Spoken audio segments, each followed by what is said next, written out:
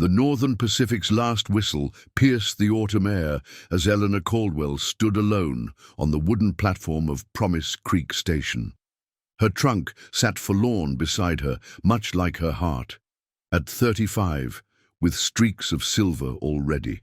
Threading through her chestnut hair, she'd spent her life caring for an ailing father and managing their modest millinery shop.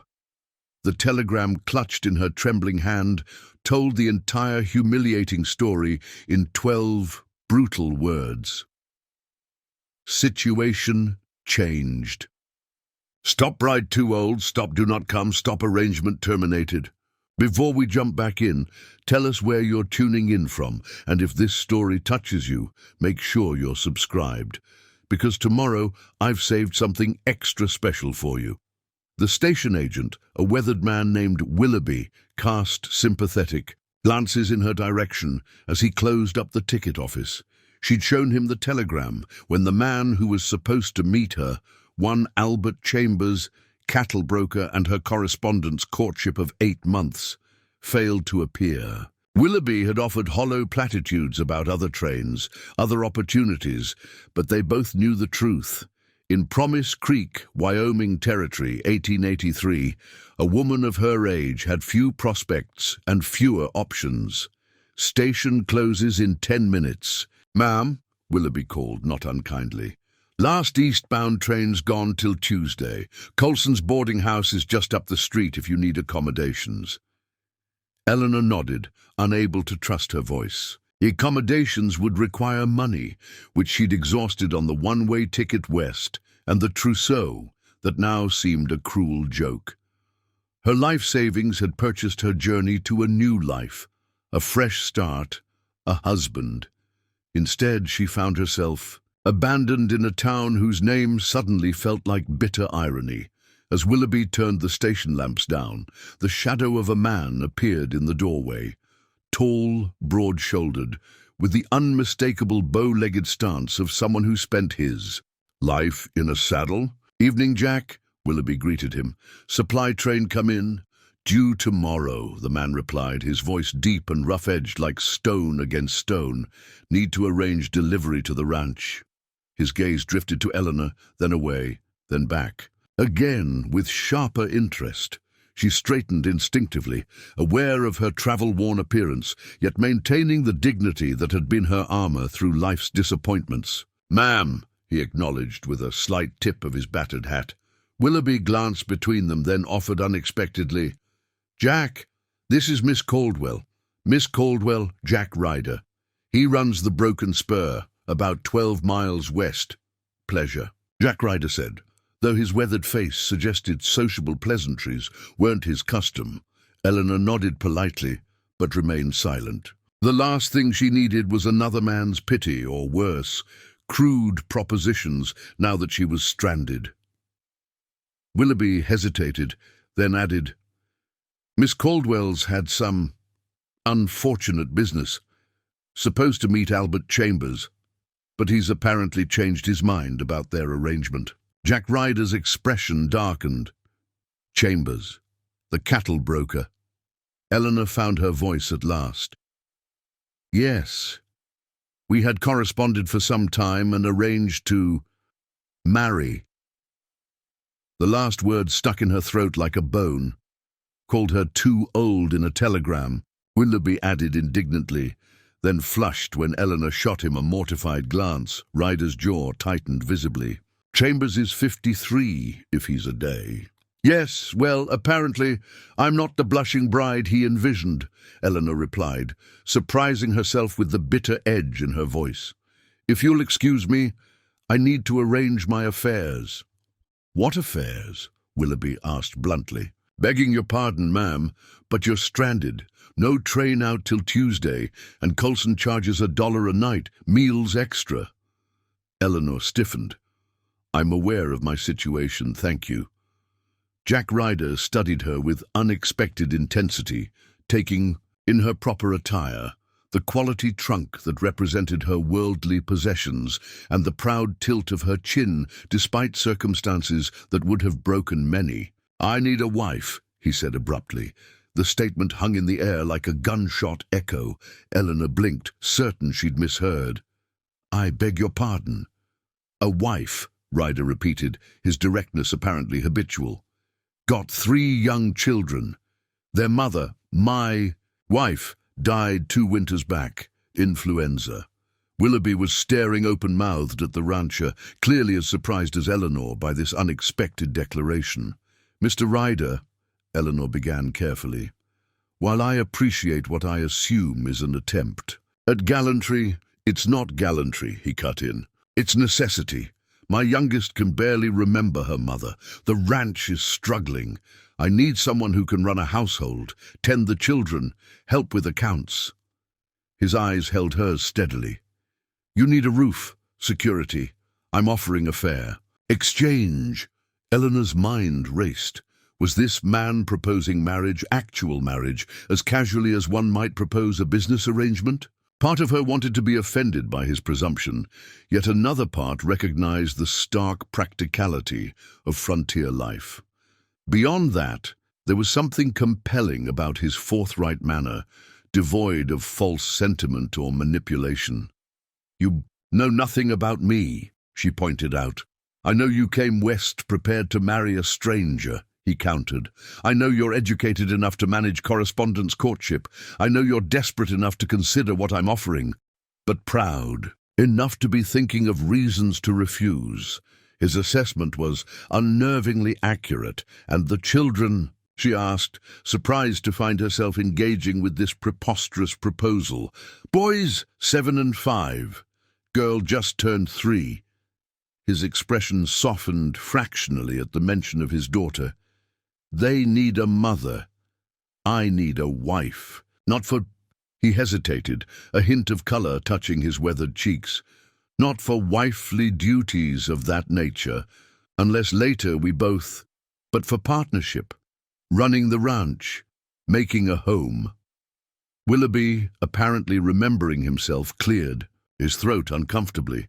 "Perhaps this discussion could continue elsewhere. I need to lock up the station." "My wagon's outside," Jack said, addressing Eleanor directly. "I can take you to the boarding house if that's your choice. Or to the preacher's, then home to Broken Spur. Your decision." The audacity of it struck Eleanor speechless. This man, this stranger, was offering an immediate solution to her predicament, yet it would mean exchanging one unknown future for another. The crushing humiliation of Albert's rejection still burned fresh, a wound not yet scabbed over. Yet what were her alternatives? Return east in defeat, facing pitying looks from neighbors who'd seen her off with such enthusiasm? Seek employment in this rough frontier town where women's work was scarce and poorly paid? Or accept this blunt proposal from a man who, at least, had laid his terms plainly without false promises or romantic delusions? "Why?" she asked finally. "Why would you offer marriage to a woman you've just met?" Jack Ryder's expression remained steady, but something vulnerable flickered beneath his composed exterior. "Because you came west willing to build a life. Because my children are suffering without a mother's care. Because Chambers is a fool who didn't recognize value when he saw it." He paused, then added simply, "Because we might help each other, Miss Caldwell." Eleanor closed her eyes briefly, weighing impossibilities against inevitabilities. When she opened them, her decision was made, not with the romantic flutter she'd once imagined, but with the clear-eyed pragmatism that had guided her through life's hardest moments. "I accept your proposal, Mr. Ryder," she said quietly. "On one condition," his eyebrows raised slightly. "Name it." "If, after 1 month, either of us finds the arrangement unsatisfactory, I'll expect transportation back to this station and funds sufficient for my return east." Jack considered this, then nodded once. "Fair terms." He picked up her trunk with surprising ease. "Preacher Sanders lives behind the church. We can catch him before evening service." As Eleanor followed him toward the waiting wagon, leaving behind the train station where her dreams had derailed hours earlier, she wondered at the strange turns of fate. She had left Pennsylvania to marry a stranger, and it seemed she would indeed marry a stranger, just not the one she'd expected. The question that haunted her with each step was whether this impulsive decision would prove salvation or merely a different kind of heartbreak. Pastor Sanders' small, clapboard house sat in the shadow of Promise Creek's only church, a modest white building with a crooked steeple that seemed to point skyward more in hope than confidence.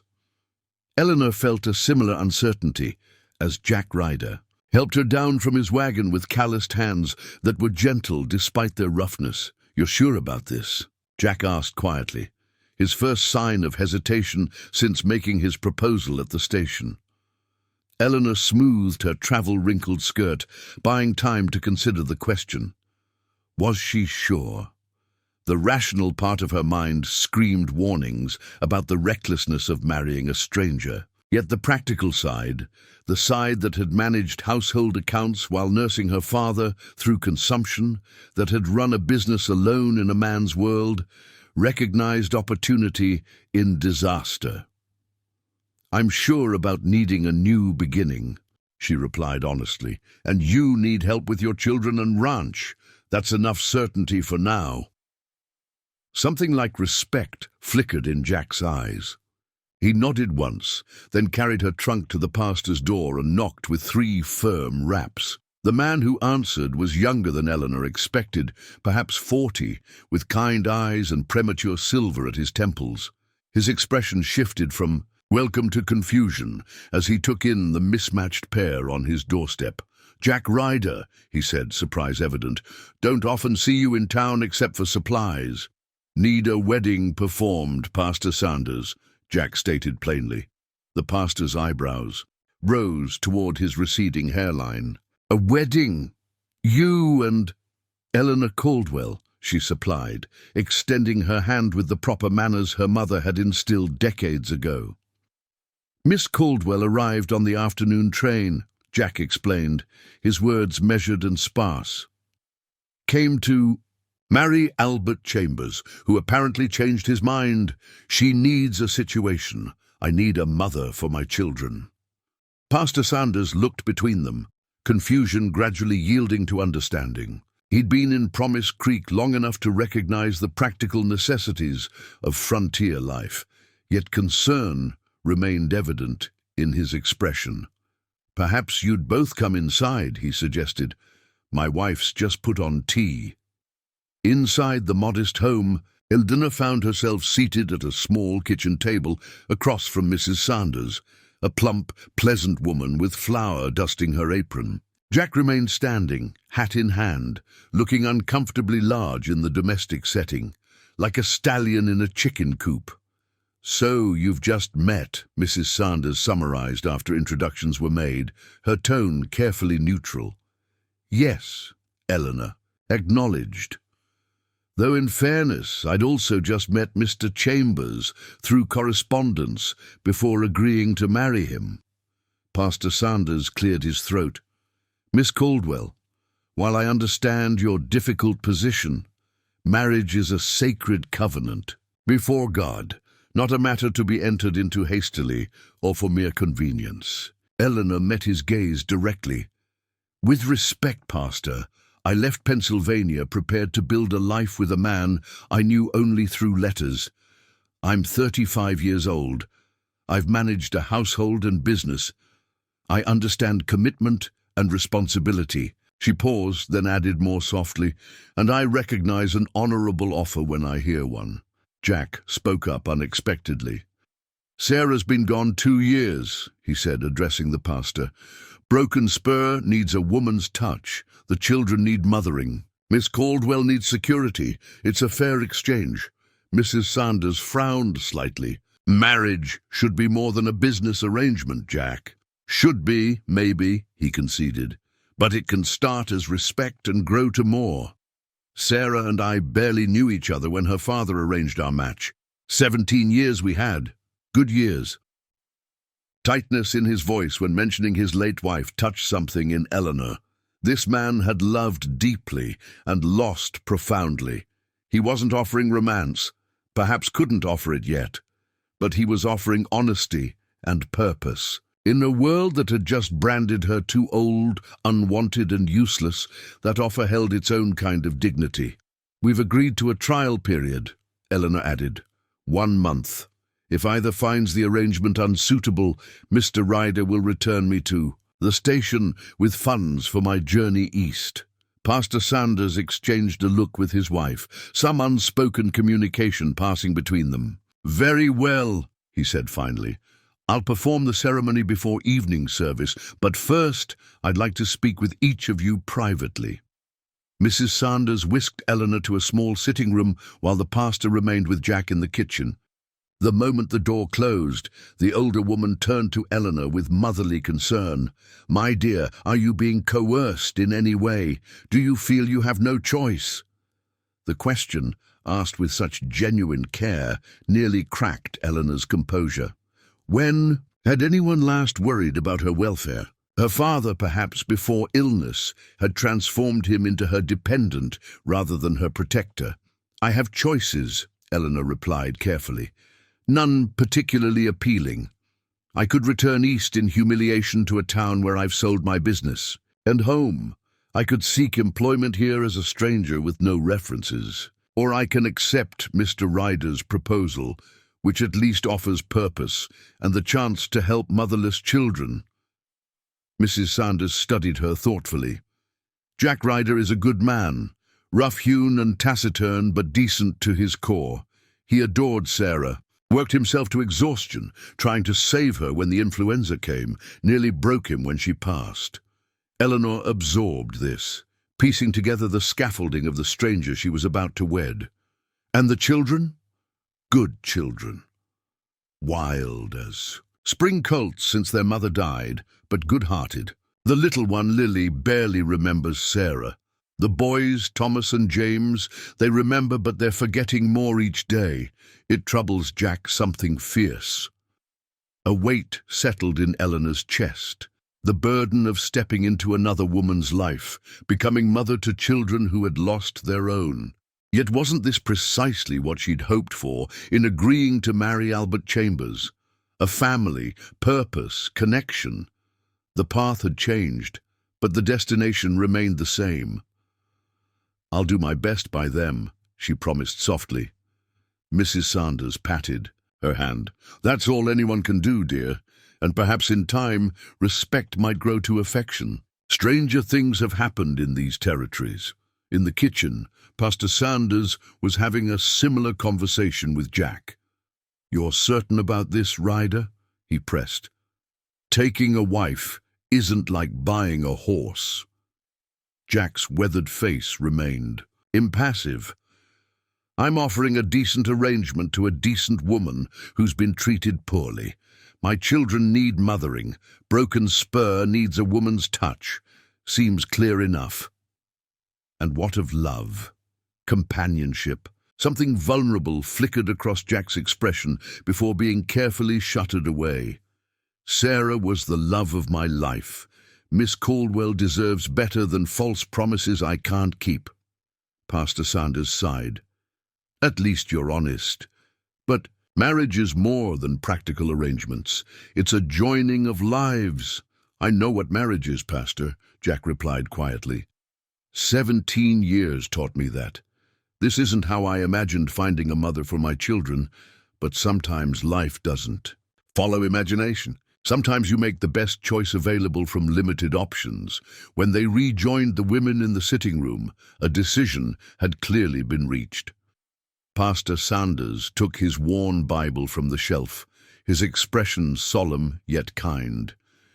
"If you're both resolved in this course, I'll perform the ceremony now, before evening services. Eleanor found herself standing beside Jack in the small church as late afternoon light filtered through simple glass windows. No guests, no music, no flowers or celebration. Only the stark reality of two lives converging out of necessity rather than passion. Yet as she spoke her vows in a clear, steady voice, Eleanor felt an unexpected sense of rightness. This was no fairy tale, but perhaps it was something more honest, a partnership founded on mutual need and respect. Pastor Sanders pronounced them husband and wife, with a solemnity befitting more traditional circumstances. When he instructed Jack to kiss his bride, Eleanor braced herself for awkwardness, but Jack simply pressed his lips briefly against her forehead, a gesture more blessing than passion, yet not without its own tenderness. "Mrs. Ryder?" he said quietly, the name strange and new between them. "Mr. Ryder," she replied, completing the exchange that transformed them from strangers to spouses in less than 3 hours. Preparing and narrating this story took us a lot of time, so if you are enjoying it, subscribe to our channel. It means a lot to us. Now back to the story. Outside, the sun was beginning its descent toward distant mountains, casting long shadows across Promise Creek's dusty main street. Reality suddenly pressed upon Eleanor with startling force. She was married to a stranger, about to journey to an unknown home to mother children she had never met. Jack loaded her trunk into the wagon, then helped her up to the wooden seat beside him. As the horses pulled them away from town, Eleanor cast one glance back at the train station where her previous life had ended so abruptly. Promise Creek fell behind them, the rutted road stretching westward into territory unknown. "It's 12 miles to Broken Spur," Jack said, breaking the silence that had settled between them. "Should reach it before full dark." Eleanor nodded, uncertain. What conversation was appropriate between newly wedded strangers? "Tell me about your children," she finally requested, seeking common ground in the vast unfamiliarity between them. Something in Jack's posture eased slightly. "Thomas is 7. Serious boy, takes after his mother, same thoughtful way about him. James is 5, all mischief and energy. And Lily," his voice softened, "Lily's just turned 3, sweet as summer honey when she's not being stubborn as a mule." "They sound wonderful," Eleanor said, meaning it despite her anxiety about meeting. "Them they are," Jack agreed simply. "They're everything." The straightforward devotion in those words told Eleanor more about the man beside her than 100 love letters might have revealed. Whatever else Jack Ryder might be, he was a father who adored his children. That, at least, was solid ground. "Amidst the quicksand of uncertainties, who's been caring for them while you work the ranch?" she asked. "Mrs. Abernathy from the neighboring property helps when she can. Otherwise, they come with me, or Thomas watches the younger ones." He frowned slightly. "It's not ideal. Thomas has taken on too much for a boy his age." Eleanor understood then another dimension of Jack's hasty proposal. He wasn't just seeking a convenient housekeeper, he was trying to restore childhood to a son forced too early into responsibility. "And the ranch itself?" she inquired, watching as the landscape opened into rolling grasslands punctuated by stands of cottonwood trees. Jack's hands tightened imperceptibly on the reins. "Struggling. Drought last summer, hard winter after, lost too many head of cattle. Bank's been patient so far, but—" He trailed off, then added simply, "We'll manage." The unspoken weight in those words told Eleanor that her skills managing accounts might prove as valuable as her ability to mother 3 children. She'd run her father's business through difficult times, stretching pennies until they screamed. Perhaps those same skills might help save Broken Spur. As the wagon crested a gentle rise, Jack pointed ahead. "There! Home!" Eleanor saw a cluster of buildings nestled in a sheltered valley. A sturdy 2-story house built of logs and clapboard, a large barn, various outbuildings and corrals. A creek wound through the property, lined with cottonwoods whose leaves shimmered gold in the evening light. Despite signs of wear and neglect visible even at this distance, the ranch possessed a rugged beauty that caught at Eleanor's heart unexpectedly. "It's lovely," she said softly. Jack glanced at her, surprise evident in his expression, as if he'd forgotten how to see his home through fresh eyes. Sarah chose the location, said she wanted to see the sunrise over the eastern ridge and sunset behind. The western mountains wanted beauty for raising children. The mention of his late wife hung between them, a presence as real as the cooling evening air. Eleanor made no reply, understanding that some spaces must remain sacred between them. This marriage might be one of convenience, but she would not intrude upon the grief Jack still carried. As they approached the ranch yard, 3 small figures burst from the house door. 2 boys racing ahead, a tiny girl toddling behind with outstretched arms. "Pa's back!" the older boy called. Jack stopped the wagon, his face transforming with a smile that startled Eleanor with its warmth. This was a different man than the stern, taciturn rancher who had proposed to her hours earlier. "There they are," he said unnecessarily, a father's pride evident in his voice.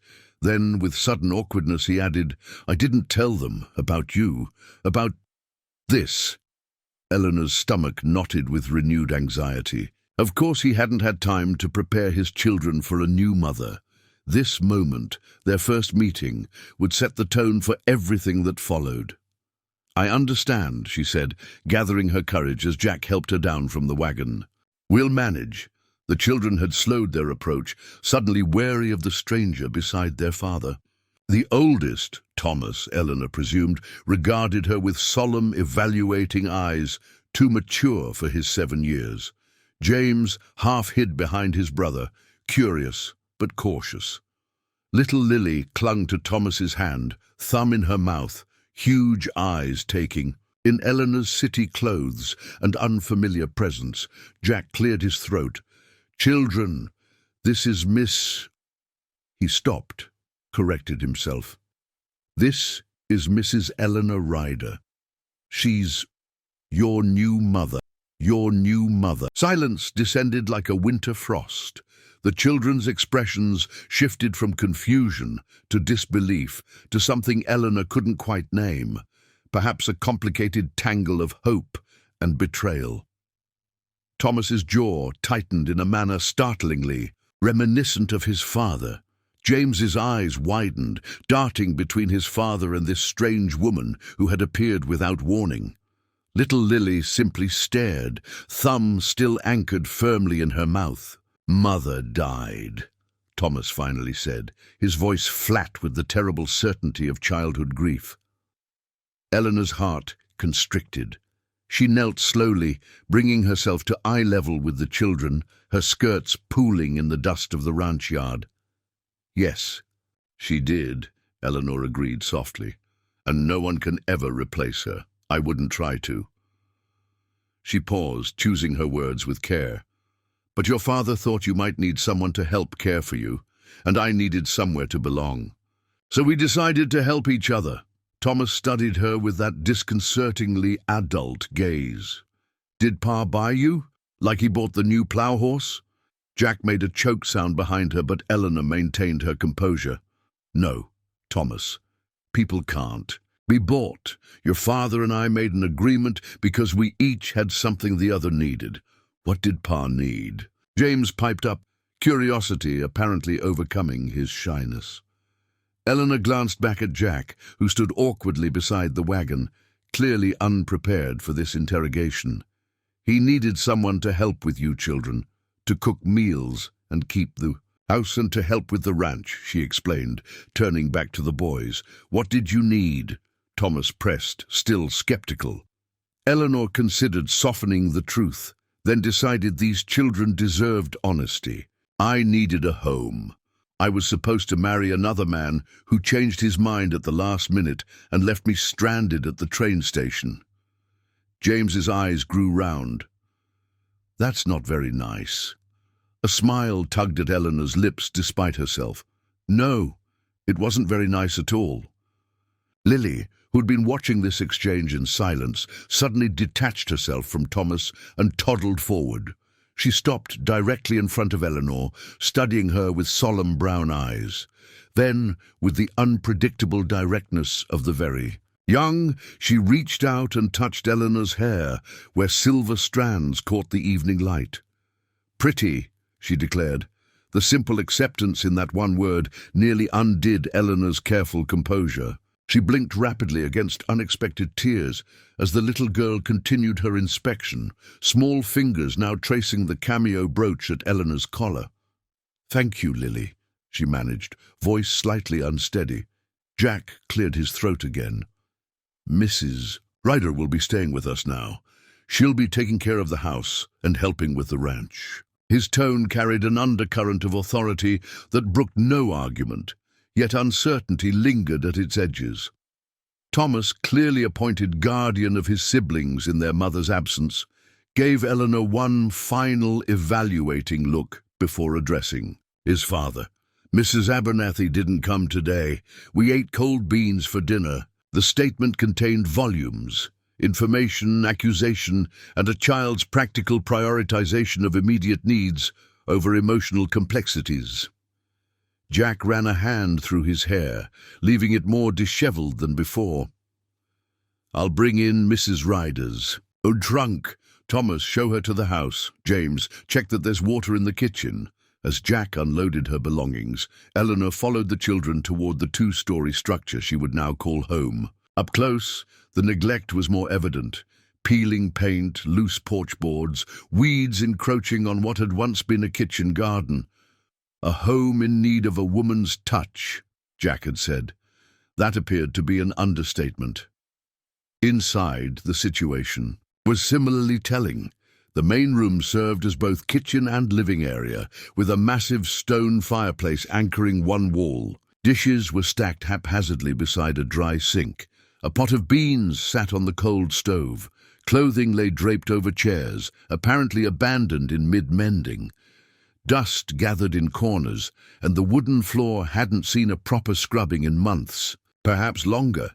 Yet beneath the disorder, Eleanor sensed the bones of what had once been a loving home. Handmade curtains, now dingy with smoke and dust, hung at windows positioned to capture both morning and evening light. A rocking chair sat, angled toward the fireplace, a half-finished child's sock and knitting needles still waiting in its seat. Drawings done in childish hands had been carefully tacked to one wall. Sarah's presence lingered in these details, in the care that had created home from wilderness, in the evidence of maternal love that survived her absence. James returned from the kitchen pump with a dented pail of water. "Got it," he announced proudly. "Thank you," Eleanor smiled. "That's very helpful." Jack appeared in the doorway, Eleanor's trunk balanced on one shoulder with a strength that made the substantial object seem weightless. "Where should I—" An awkward silence fell as the unspoken question expanded to fill the room. Where would she sleep? In the master bedroom? A spare room? The arrangement they had so pragmatically agreed to at the train station suddenly developed complications neither had fully considered. Thomas, with his preternatural awareness, interjected, "Ma and Pa's room is upstairs. First door. Ma's things are still there." Jack's face tightened. "Thomas—" "It's all right," Eleanor interrupted gently. "Perhaps there's another room I could use for now, while we all become acquainted." Relief flickered across Jack's features. "Spare room at the end of the hall. Needs airing out, but the bed's made up." "That will be perfect," she assured him. As Jack carried her trunk upstairs, Eleanor turned back to the immediate needs of the household. "I imagine you're all hungry. Let me see what we have to work with."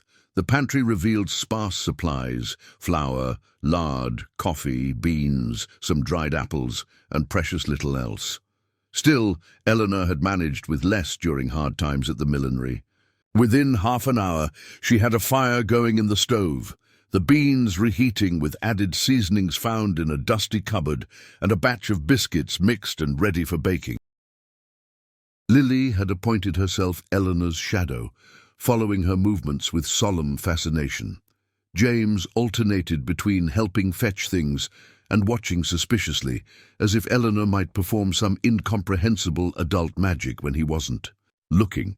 Thomas maintained his distance, observing from the doorway with that unsettlingly mature gaze. When Jack returned from tending to the horses, the transformation in the kitchen seemed to catch him by surprise. A proper meal was laid out, On the scrubbed table, the children had clean faces and hands, and the worst of the disorder had been temporarily tamed. "You didn't need to," he began. "Everyone needs to eat," Eleanor replied pragmatically. "Including you, Mr. Ryder." A flicker of something, amusement perhaps, crossed his face at her formal address. "Jack," he corrected.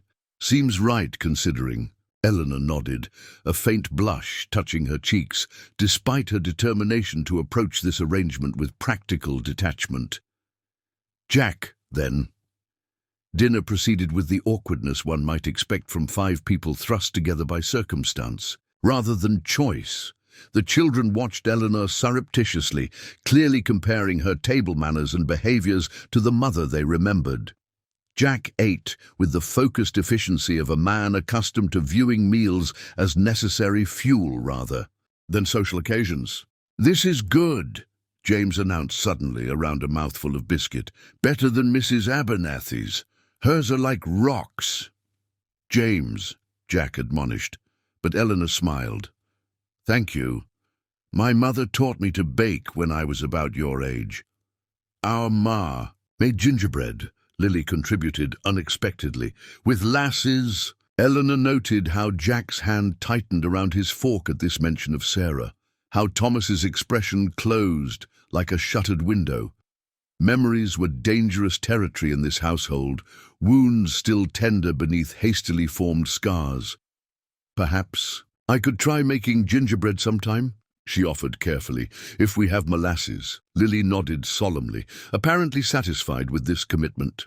The rest of the meal passed in relative silence, broken only by the practical sounds of eating and occasional murmured requests to pass dishes. After dinner, Eleanor discovered the full scope of domestic disarray that awaited her attention. The children's clothing needed extensive mending, bedding required washing, the pantry needed restocking, the floors needed scrubbing, and based on the dusty ledger she glimpsed on a shelf, the ranch accounts desperately needed reviewing. As she helped Lily prepare for bed, a process that involved significant negotiation, about face washing and considerable patience with tiny buttons, Eleanor wondered if she had underestimated the challenge ahead. Managing her father's household and business had been demanding, but this was different. Here she was attempting to rebuild what had been broken by death and neglect, trying to fill a space still shaped by another woman's absence. When the children were finally settled upstairs, Eleanor returned to the kitchen to find Jack sitting at the table, a column of coins and bills before him. His expression was grave as he counted, recounted, and made notations in the ledger she'd noticed earlier. "That bad?" she asked quietly, beginning to wash the dinner dishes. Jack looked up, seemingly surprised she had spoken so directly. After a moment's hesitation, he nodded. "Bank loans due end of month. Cattle prices are down. Lost too many calves in last winter's blizzard." Eleanor dried her hands on her apron, then sat across from him. "May I see?" Again that flash of surprise. He pushed the ledger toward her with reluctance that suggested pride rather than secrecy. Eleanor studied the columns of figures, noting immediately the haphazard bookkeeping. Jack was clearly more comfortable with cattle than accounts. "You've been recording expenses but not categorizing them," she observed. "And some income appears to be missing here. I see notation of 12 heads sold in April, but the payment isn't entered." Jack rubbed a hand across his face. "Sarah handled the books. After she died, I tried, but—" He gestured to the chaotic ledger. Eleanor understood the unspoken admission.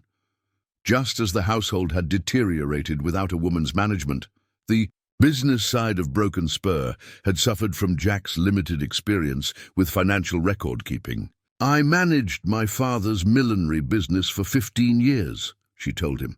"If you're willing, I could help organize these accounts, perhaps identify areas where costs could be reduced." Jack studied her with newfound interest. "You understand business." "I understand numbers," she corrected. and the importance of knowing precisely where you stand financially, especially when resources are limited. For the first time since their hasty wedding, something like genuine approval crossed Jack's features. I'd be grateful for the help. They spent the next hour reviewing the ranch's financial situation. The picture that emerged was concerning but not hopeless. With better record-keeping, careful management of remaining resources, and strategic decisions about which cattle to sell when, Broken Spur might weather its current difficulties. When the kitchen clock chimed 10, Eleanor reluctantly closed the ledger. "We should continue this tomorrow. It's been a long day for both of us." Jack nodded, gathering the money back into a metal box he locked with a small key. "Thank you. For this. For the children. For—" He gestured vaguely, encompassing the kitchen, the meal, the entire improbable situation. "We made an agreement," Eleanor reminded him, her practical nature reasserting itself. "I intend to honor it, as do I." He stood, awkwardness returning as personal concerns replaced business discussion.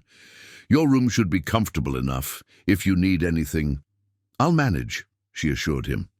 An uncomfortable silence stretched. Between them, filled with unspoken complexities neither was ready to address. They were married yet strangers, bound by law and circumstance, yet separated by the ghost of a woman whose presence filled every corner of this home. "Good night, Eleanor," Jack finally said, her given name sounding strange in his deep voice. "Good night, Jack." As she climbed the stairs to her borrowed room, Eleanor wondered what Sarah Ryder would think of the woman who now occupied her home, cared for her children, and stood beside her husband in a marriage that was necessary but loveless. Would she understand the pragmatic arrangement that had brought Eleanor to Broken Spur? Or would she view this hasty union as a betrayal of the love she and Jack had shared? The spare room was sparsely furnished, a narrow bed, a washstand with cracked pitcher and bowl, a small chest of drawers, and a hook on the wall for clothing. Eleanor unpacked only what she needed for the night, too exhausted for more extensive arrangements. Her wedding night, she thought with bitter irony as she changed into her nightgown. Not exactly the one she had imagined during those months of correspondence with Albert Chambers. As she plaited her hair for sleep, a soft knock sounded at her door. Opening it cautiously, she found little Lily standing in the hallway, nightgown trailing on the wooden floor, rag doll clutched to her chest.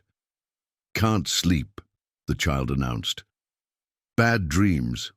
Eleanor hesitated, uncertain of her authority in this new role. "Perhaps your father." "Pa snores," Lily stated with matter-of-fact certainty. "Ma used to sing." The simple request, so innocent yet so laden with expectation, left Eleanor momentarily speechless. This child didn't remember her mother clearly, yet held tight to the ritual of comfort Sarah had established. "Would you like me to sing for you?" Eleanor asked softly. Lily nodded, her small face solemn in the dim light of the hallway lantern. Eleanor held out her hand, which Lily accepted without hesitation. Together they returned to the small bedroom the little girl shared with her brothers, both boys apparently sleeping soundly despite their sister's restlessness. Lily climbed into her bed, arranging her doll with ceremonious care. Eleanor perched on the edge of the narrow mattress, trying to remember lullabies her own mother had sung long ago. As she began to sing softly, a simple melody about moonlight and dreams, Lily's eyelids grew heavy. By the third verse, the child was asleep, one hand curled around her doll, the other still holding Eleanor's fingers in surprising strength. Eleanor gently disengaged her hand and rose to leave, only to discover Jack standing in the darkened doorway. How long he had been watching she couldn't guess, but the expression on his face, a complex mixture of grief, gratitude, and something she couldn't name, suggested he had witnessed the entire tender scene. He stepped back to let her pass. There, eyes meeting briefly in the shadowed hallway. No words were exchanged, yet something shifted between them.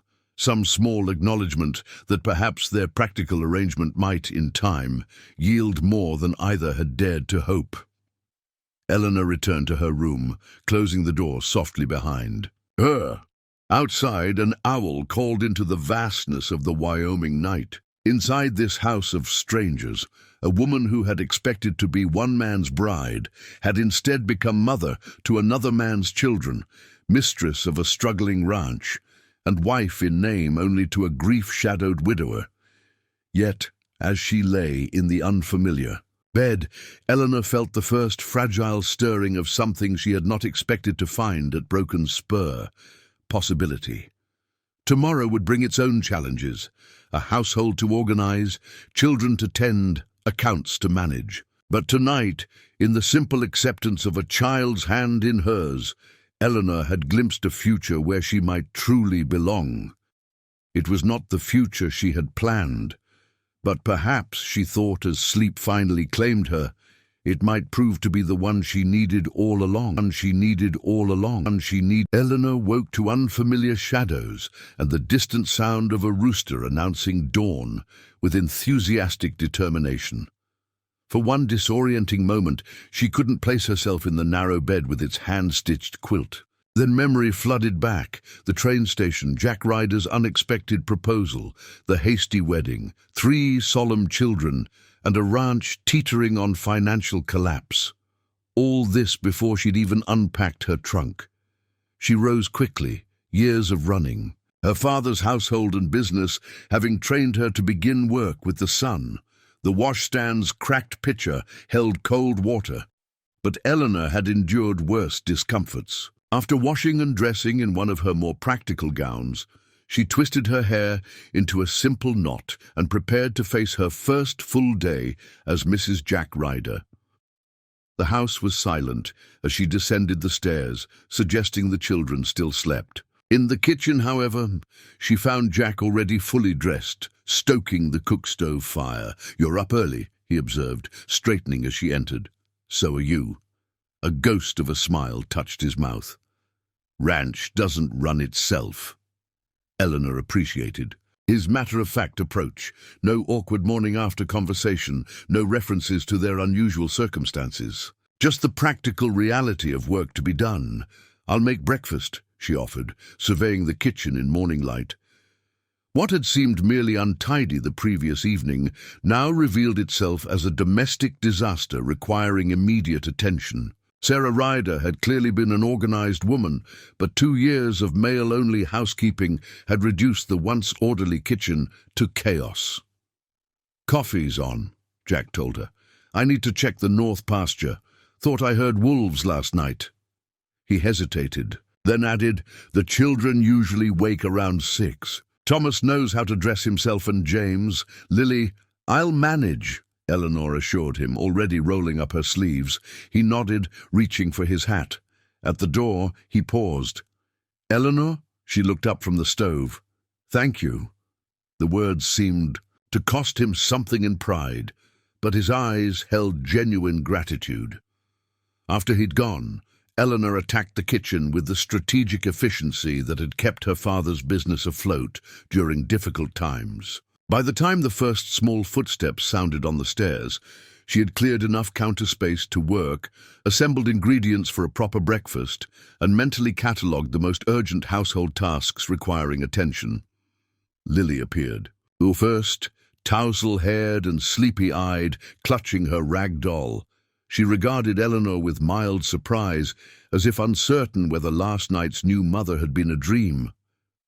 Before Eleanor could speak, Thomas and James clattered down behind their sister, equally disheveled but more alert. "You're still here," Thomas stated, his tone making it unclear whether this was disappointment or relief. "Good morning to you too," Eleanor replied evenly. "Breakfast will be ready soon. Would you all please wash your hands and faces?" The boys exchanged glances, clearly evaluating this new authority figure, while Lily simply stared. "Mrs. Abernathy doesn't make us wash," James volunteered. "Well, I'm not Mrs. Abernathy," Eleanor responded, keeping her tone light but firm. In this house we wash before meals. Another silent exchange between the brothers, a negotiation of resistance versus compliance that Eleanor recognized from her years managing young shop assistants. Finally, Thomas gave a slight nod, and the boys moved toward the wash basin. Lily remained rooted in place, studying Eleanor with undisguised curiosity. "Your hair's different," she announced. Eleanor touched her simple knot self-consciously. "Yes, I wore it down for bed, but up for the day. It's more practical for working." Lily considered this information gravely. "Ma wore braids." The simple statement carried no accusation, merely observation. Yet Eleanor felt its weight. Every choice she made, how she styled her hair, the meals she cooked, the rules she enforced, would inevitably be compared to Sarah's established patterns. "I could try braids sometime," she offered carefully, "but for now this works best for me. Would you like help washing your face?" To her surprise, Lily nodded and approached, arms raised in silent request to be lifted. Eleanor hoisted the child, finding her unexpectedly solid for such a small frame. As she helped Lily wash, the little girl's small fingers traced the cameo brooch Eleanor had pinned at her collar. "Pretty," Lily repeated her assessment from yesterday. "Thank you. It was my mother's." "Where's your mama?" Lily asked, the directness of childhood cutting straight to personal matters adults might approach more cautiously. "She died when I was not much older than you." Lily absorbed this information with solemn consideration. "Like my mama." Then, with the mercurial shift of the very young, she pointed to the stove. "I'm hungry." Breakfast proceeded more smoothly than dinner had the previous night. The children seemed to have accepted, at least provisionally, that Eleanor was a new fixture in their lives. Thomas maintained his watchful distance, but James chattered about a frog he'd caught by the creek, and Lily seemed content to sit beside Eleanor, occasionally leaning against her arm, as if testing both the physical reality and acceptability of this new maternal presence. After the meal, Eleanor outlined the day ahead. "I need to put the house in order, which will take considerable work. I'd appreciate your help." "We have chores," Thomas replied quickly. "Pa expects them done." "What chores specifically?" Eleanor asked, keeping her tone interested rather than challenging. Thomas ticked them off on fingers that bore the ground-in dirt of a child who lived half-wild. "Collect eggs, feed chickens, bring in kindling, water Ma's flowers." The last item caught Eleanor's attention. "Your mother's flowers?" A nod toward the window revealed a struggling garden plot visible from the kitchen. "Ma planted roses and such. Pa says we gotta keep them alive." Eleanor understood then another dimension of Jack's desperate need for a wife. He was trying to preserve pieces of Sarah, her flowers, her home, her ways, while simultaneously running a ranch and raising 3 children. An impossible task that explained the exhaustion permanently etched around his eyes. "Those are important chores, Eleanor." "Acknowledged. How about you do them first, then help me afterward?" "There's much to be done." This compromise seemed acceptable. The children scattered to their tasks, while Eleanor took stock of her new domain. The kitchen needed immediate attention, thorough cleaning, organization, inventory of supplies. The rest of the house required similar care. Most urgent was laundry. The children's clothing was in desperate need of washing, as was the bedding. Eleanor had just filled the massive copper wash kettle when a knock sounded at the door. She opened it to find a stout, grey-haired woman with ruddy cheeks and sharp, assessing eyes. "So it's true," the visitor announced without preamble. "Jack Ryder got himself a wife." Eleanor straightened, recognizing the critical evaluation taking place. "Yes, Eleanor Ryder. And you are?" "Mabel Abernathy. Neighbor. Been helping with the children since Sarah passed." The woman's gaze swept Eleanor from head to toe. "Town's talking about how he picked you up at the train station and married you same day. The blunt statement carried obvious disapproval. Eleanor refused to be intimidated. News travels quickly. Small towns run on gossip, Mrs. Ryder. Mabel emphasized the name slightly, especially when a man who hasn't looked at a woman in 2 years suddenly brings home a bride. I see. Eleanor maintained her composure. Would you care to come in, Mrs. Abernathy? I've just put coffee on. The invitation seemed to surprise the older woman, but she nodded curtly and stepped inside. Her eyes widened slightly at the signs of Eleanor's already begun cleaning efforts. Been busy, I see. There's much to do. Eleanor poured coffee into 2 of the least chipped cups she'd found. I understand you've been caring for the children. I'm grateful for your help. Mabel accepted the coffee, but remained standing, as if unwilling to fully acknowledge Eleanor's position as mistress of the house by taking a seat. Those children needed someone after Sarah died. Jack was useless with grief for months. Would have starved if I hadn't stepped in. The statement contained both justified pride and a clear message. Eleanor was an interloper in a situation Mabel considered her territory. They're fortunate you were here, Eleanor acknowledged, refusing to engage in the unspoken competition. I hope you'll share your knowledge of their routines and preferences. It would help me care for them properly. Mabel's expression shifted slightly, reassessment visible in her narrowed eyes. You're older than I expected. Yes, Eleanor agreed calmly. 35. Beyond the bloom of youth, as I was recently reminded. Something like reluctant approval flickered across Mabel's face. Good. Jack doesn't need some flighty young thing who can't manage those wild children or understand what he's been through. Eleanor sipped her coffee, recognizing that beneath Mabel's brusque manner lay genuine concern for the Ryder family. I can't replace Sarah. I wouldn't try to, but I can care for her children and help Jack save this ranch.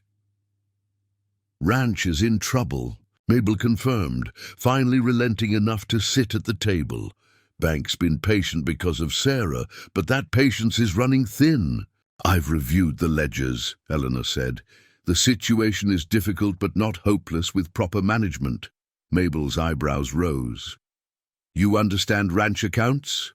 I understand business. I ran my father's millinery shop for 15 years before his death. This information clearly forced another recalibration of Mabel's assessment.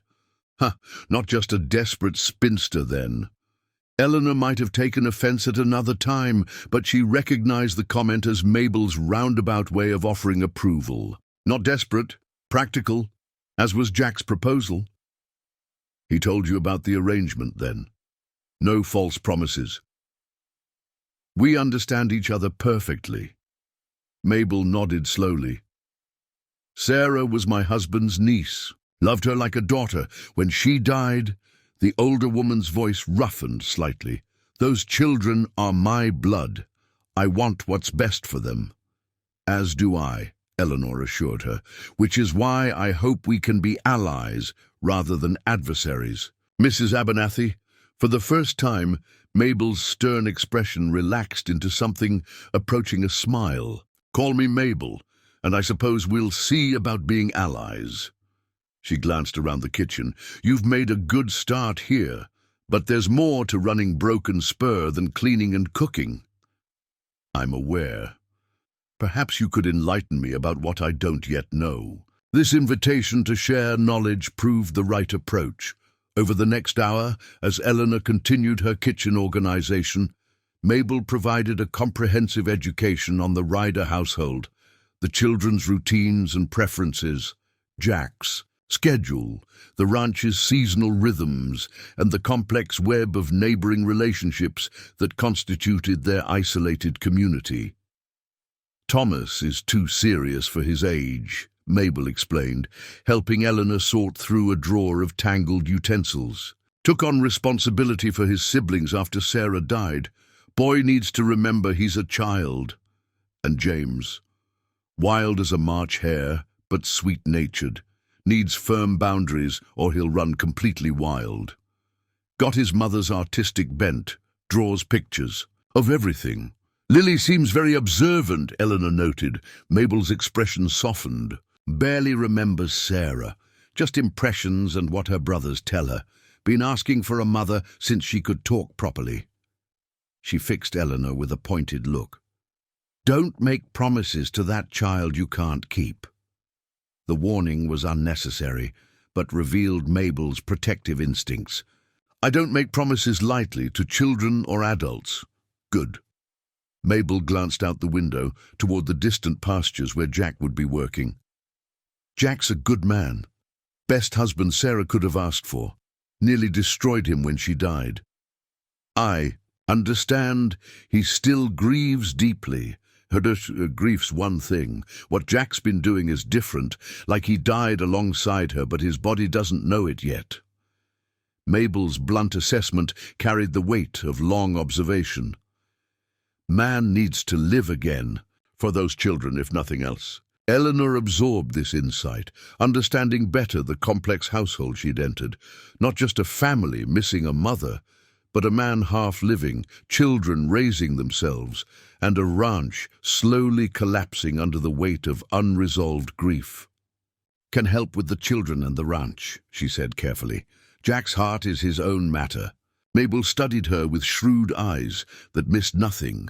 For now, maybe, life has a way of complicating convenient arrangements, Mrs. Ryder. Before Eleanor could respond, the children burst through the door, their chores apparently completed. They stopped short at the sight of Mabel. Mrs. Abernathy, James exclaimed, clearly delighted. Did you bring cookies?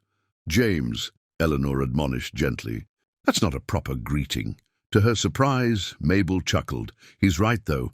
I usually bring cookies. She reached into her large pocket and produced a small, cloth-wrapped bundle. Molasses, not as good as Sarah's, but edible.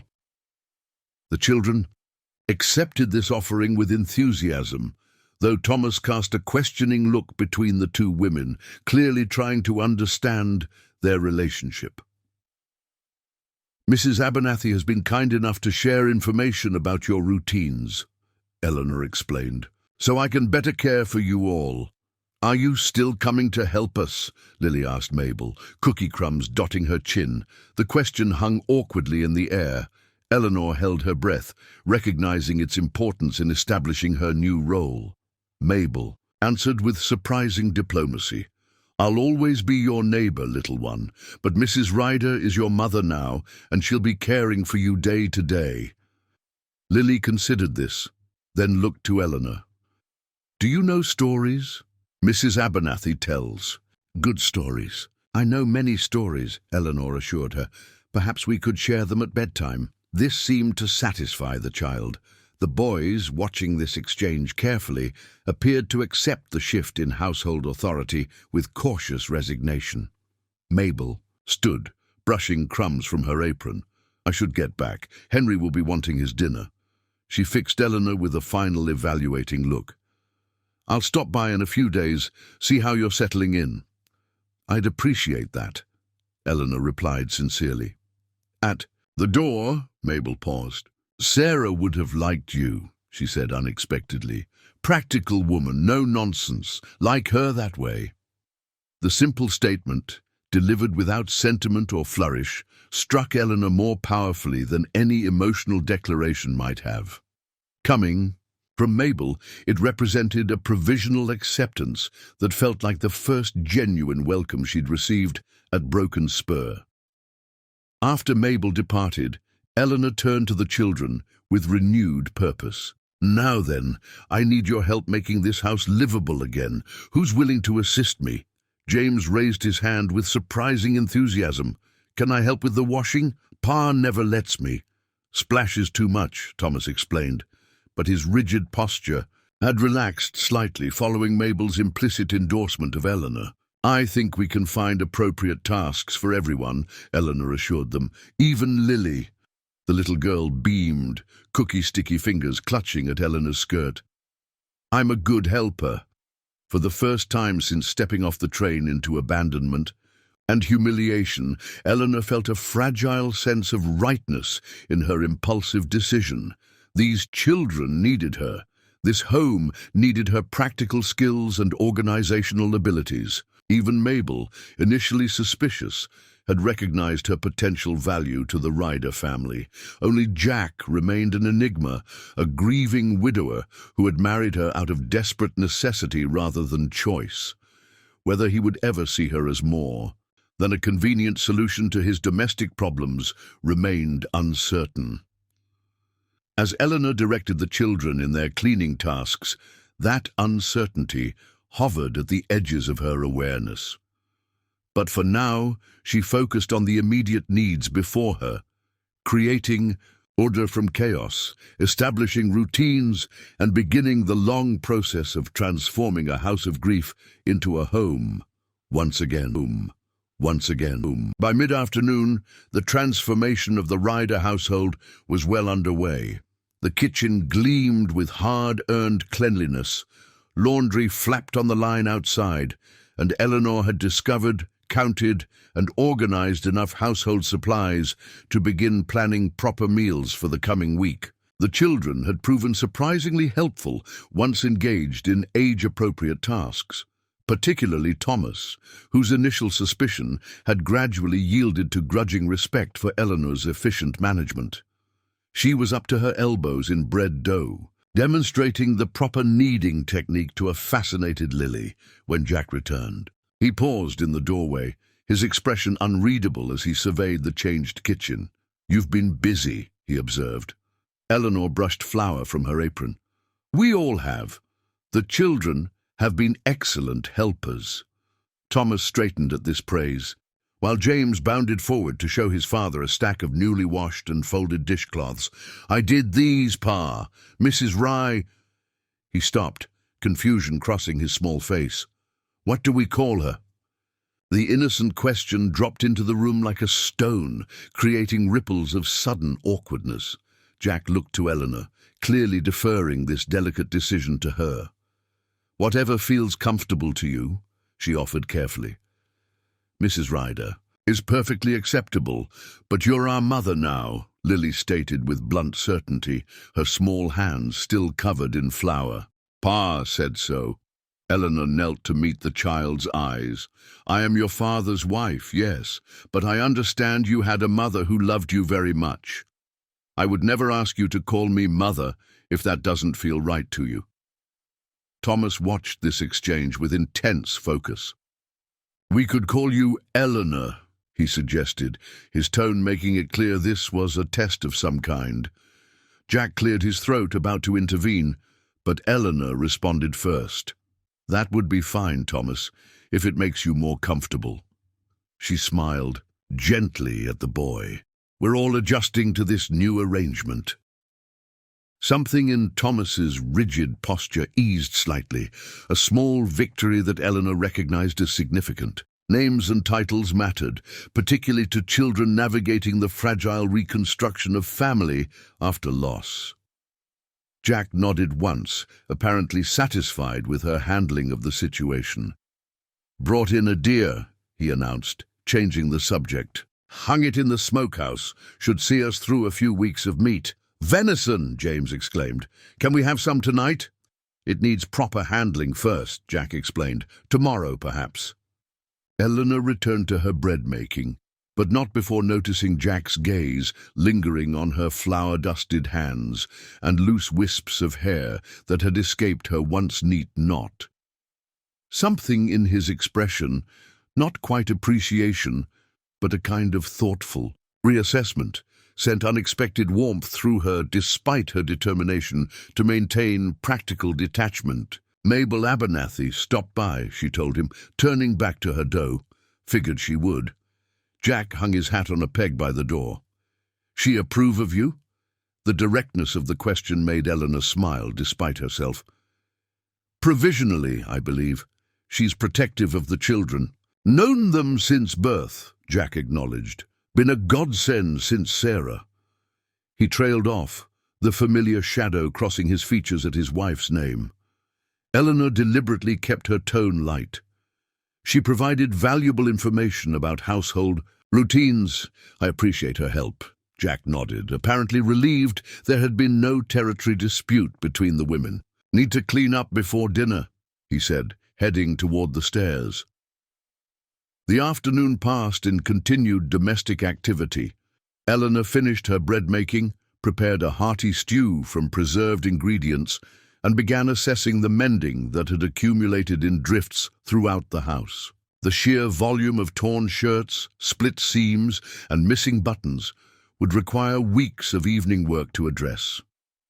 As she sorted through the pile, her fingers encountered finer fabric, a woman's dress of faded blue cotton, carefully folded despite its disrepair.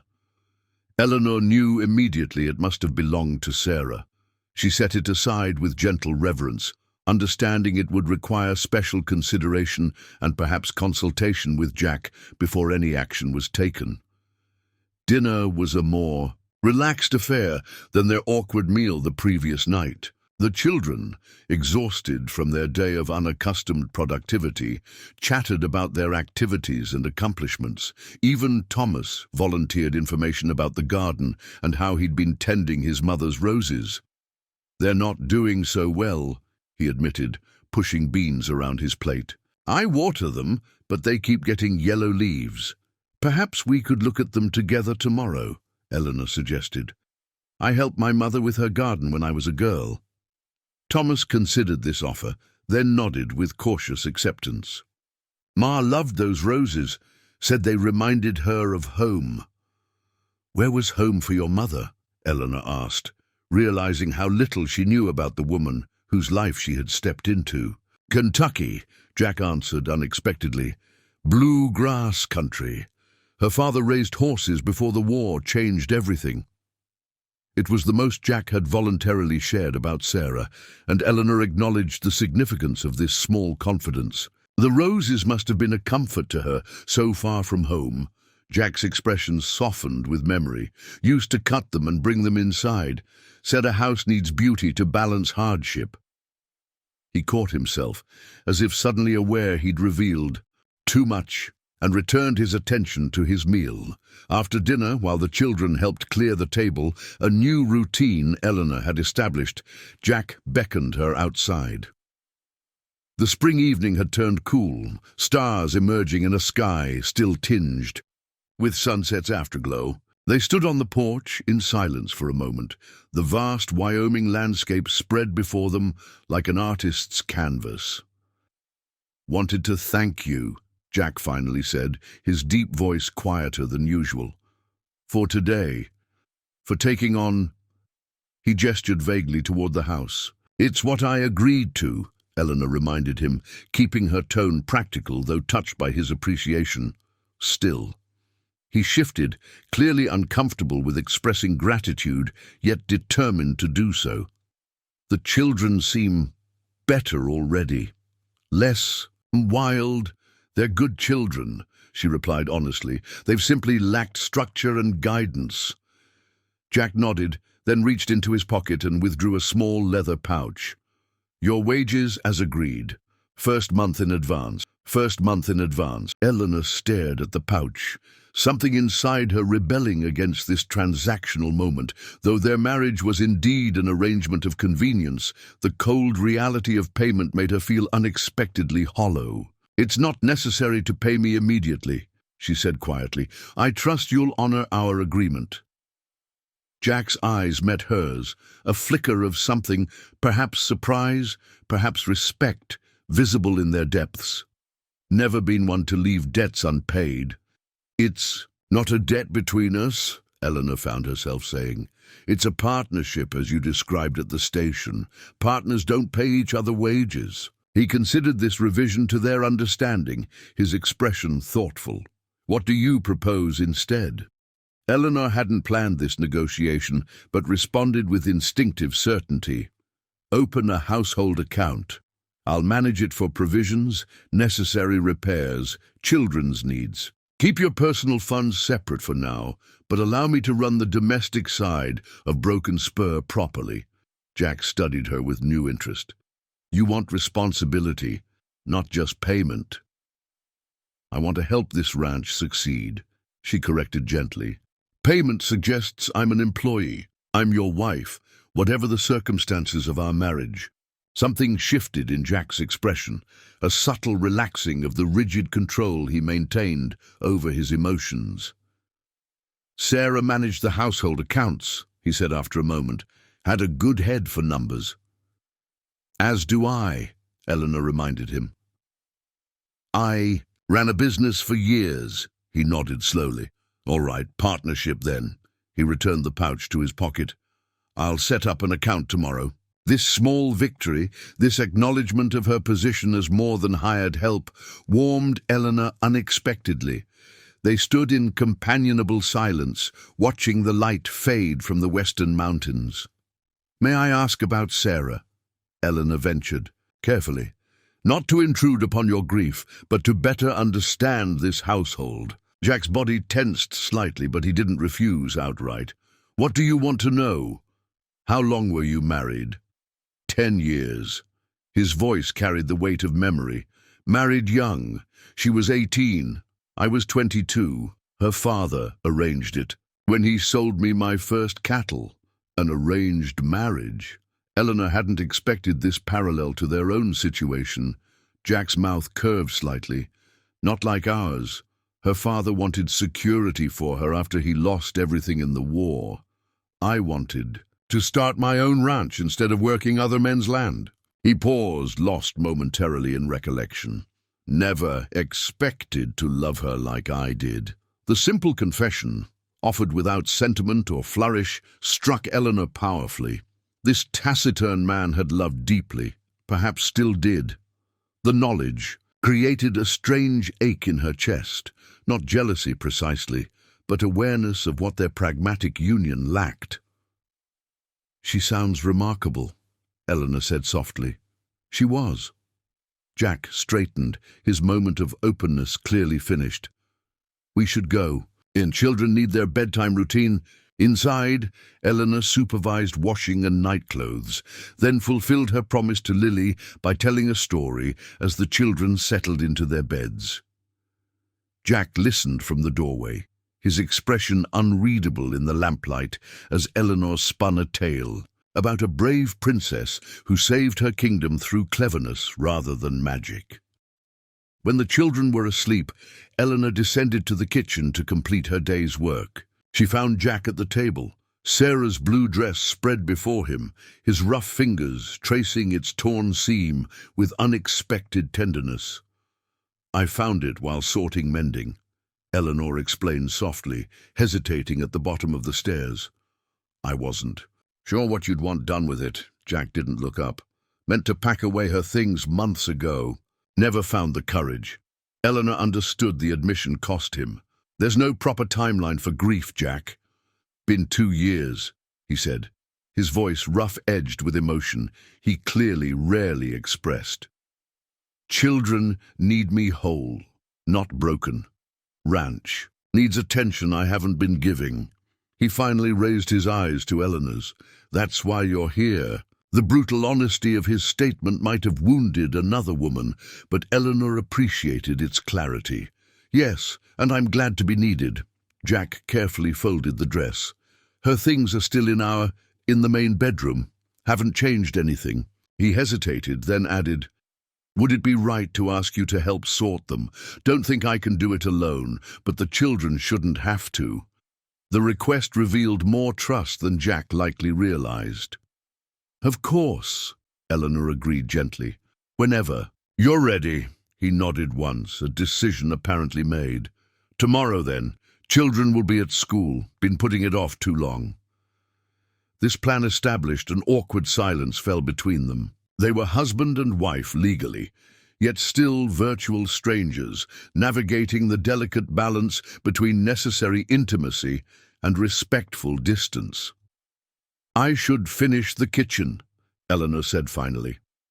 And I have accounts to review, Jack responded, rising from the table with Sarah's dress still in his hands. At the stairs he paused. Eleanor?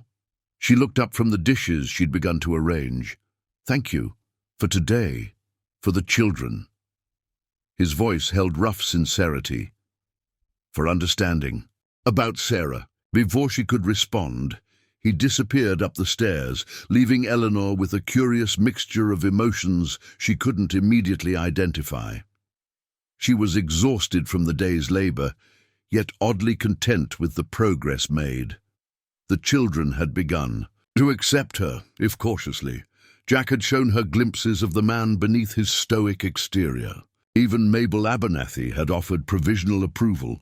It wasn't love or passion, or any of the romantic notions she'd once harbored about marriage. But perhaps it was the beginning of something equally valuable: respect, partnership, purpose, and the slow healing of a household fractured by grief. As Eleanor completed her kitchen tasks and prepared for bed, her thoughts returned to the blue dress and tomorrow's promised task of sorting Sarah's belongings. It would be difficult, painful even, to help Jack dismantle the physical remnants of his first marriage. Yet she recognized the importance of this act, not erasing Sarah's memory, but creating space for the family to move forward.